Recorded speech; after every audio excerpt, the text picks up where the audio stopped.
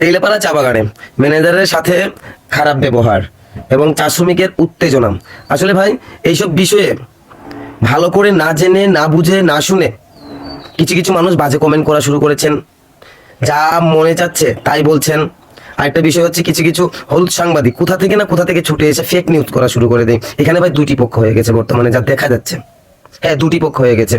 দিন শেষে কিন্তু দুই পক্ষ এক হয়ে চা শ্রমিক সবাইকে একসাথে থাকতে হবে। হ্যাঁ, সবাইকে একসাথে থাকতে হবে।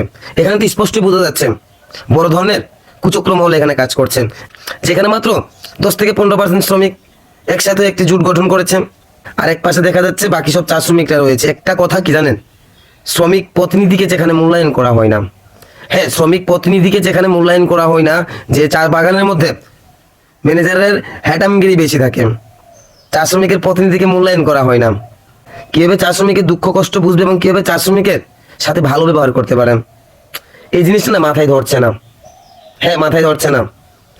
আসলে একটা কথা বিশেষ করে বলতে চাই, যারা যারা এইসব বিষয়ে বাজে বাজে কমেন্ট করছেন, লেখালেখি করছেন, হলুদ সাংবাদিক ভাবে উড়ে গিয়ে ঝুড়ে বসে কোনো কিছু না বুঝে এক পক্ষের সাথে কথাবার্তা বলে নিউজ করছেন, তাদেরকে বিশেষ করে একটি কথাই বলতে চাই, দুপক্ষকে একসাথে করে একত্রিত করে সবকিছু বুঝে শুনে ভাই নিউজ করবেন, অযথা বিভ্রান্তি ছড়াবেন না।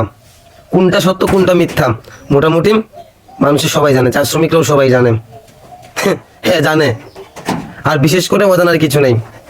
বাকি বিস্তারিত অবশ্যই পাবেন। হ্যাঁ পাবেন।